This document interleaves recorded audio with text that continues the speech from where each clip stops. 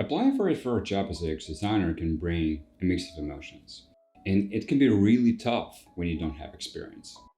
I started working in the design field pretty late when I was about 26 years old. I had a degree in economics, basic coding skills, zero experience in visual arts, and especially poor knowledge of art. I had a hard time looking for the first job, as you may guess. Now I work at Netflix as a lead product designer and judge websites at awards. While job hunting can feel really daunting, remember that every single designer has been where you are right now. So if you're feeling a little lost, know that you're in a pretty good company. Every professional has had to start somewhere. Keep watching this for the best 6 tips for getting your first job as a designer. As you watch this video, if you would have any thoughts or questions about that, just share them below in comments. Well, first of all, you should find out if UX design is a good career option for you.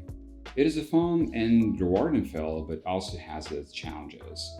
Things like strong competition, tons of communication, and a constant state of uncertainty and endless limitations. You should start small by watching some free videos and courses to get the vibe. Or read videos like Day in the Life of UX Designer could be also very helpful for you at this step. But most importantly, visit the ADP list to talk to some real entry-level designers that just a few steps ahead of you. They have already landed a job, they don't have a lot of experience, and overall they could tell you a lot about their own personal challenges and share some advice. There are other options in tech though, so don't limit yourself to design if you're not familiar with the existing options. The second step is to start working on your portfolio. When it comes to design, you've got to showcase what you can do. If you haven't already, now is the time to create something you would be proud to show. As you're just starting out, you may feel like you don't have enough work to display on your website. And that's completely fine. Remember that portfolios don't only have to contain work you've done with relevant clients. You can build your portfolio with projects you've created on your own, let's say at university, some kind of bootcamp, course, whatever. If you feel like the work you have is not enough, you can always volunteer to build something for a nonprofit or your friends, or just redesign your favorite app or service. The only limitation you have with your portfolio is your personal time. You can always drop some projects off and start a new one to showcase a step up in your design skills. I did this a lot when I was working on the UI kits, which is also a great way to improve the visual side of your portfolio. Don't be scared to make your portfolio stand out. A sure way to get rejected from a design job is by having the same portfolio as everyone else. Create something unique and reflective of your skill set. It is important to know that you should spend enough time on this step before moving to the next one. A design market landscape is extremely competitive, especially for the entry-level positions. So if you see gaps and weak parts in your portfolio, especially on the visual side, you should make it work. Design is never finished, and you can always do another iteration, which is most likely would be a better one. For some companies, it could be imperative to see some real-life work to prove that your skills are in place and you can successfully work with other people. Again, you can do a freelance project, help a nonprofit company, join a part-time project, or internship. For your online portfolio, I suggest using platforms like Dribbble, Behance, or Notion. The first two are social platforms where other designers can see your work and comment. That's a big plus.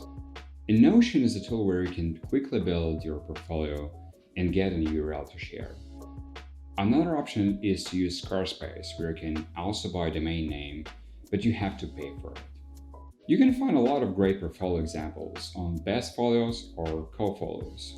And make sure to study them thoroughly. Aside from the actual portfolios and resumes, you can learn a lot about self-presentation and how to market yourself, how to write a short, unique pitch that will tell people what you do and what's unique about you. And don't stress, you will probably change it a lot of times anyway. Alright, so you have your portfolio in place and you feel confident about your work. Now it is time to start hunting for a job. and the best way is to treat it like a job in its own. A few people enjoy applying for jobs and creating countless cover letters for companies, but it's something you got to do in order to get your foot in the door to land your first job. There are two components aside of your portfolio that you need to prepare for your job search. It's a resume and a cover letter. Your resume should ideally be one page and in a format that is available to scan text, like doc or PDF. Focus on design-specific things that will bring value to the company and team. Don't list things like Microsoft Word or Slack or Zoom, and avoid listing out soft skills like communication, collaboration. These things say virtually nothing if you want to highlight these traits. Put them with specific examples and description. Again, you can find a lot of great resume examples on Bestfolios and CoFolios. Make sure to study them and spend enough time navigating and collecting your favorite examples. Another part of your application is a cover letter. It is a text that you send along with your application as an intern pitch. Your cover letter is the chance you get to show your value and why you want the job. Don't fall into the trap of simply firing off your resume with the same cover letter you're sending to everyone. People see through this straight away and rarely give that sort of approach the time of day. Instead, try to customize each of your application to some degree for the company you're looking to work with.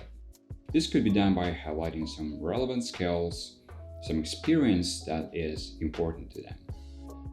And you should aim to send as much applications as you can on platforms like Indeed for every suitable job position. Find the right balance between quality and quantity and see what works best for your market. You should be prepared for most of the companies to never get back to you after applying. While this is not fun, the unfortunate reality is that many companies are too busy to get back to all the people who apply for a vacant role. I know that dealing with rejection can feel defeating, but now it's time to show your character and remain calm. Kindly thank the company or agency for their time and move on to the next application. Just because you weren't accepted for the first time around doesn't mean that you can't reapply in a couple of years after getting some more experience under your belt. And if it's your first job, you honestly can have like hundreds of rejection before getting an invite to interview. A great way to familiarize yourself with the interview process is to watch some mock interviews. A mock interview, also known as practice interview, is a simulation of actual job interview. It's an ideal way to practice for real job interviews because you're in a situation that mirrors an actual interview with the company, or you can watch a recording.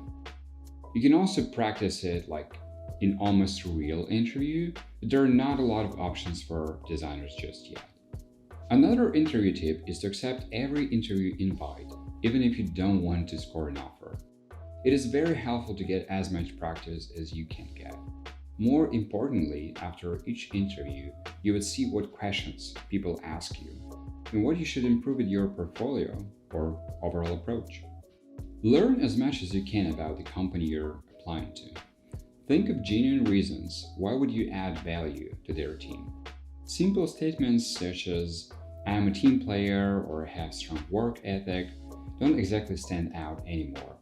Be clear about who you are and why you want to work at the place you're applying to.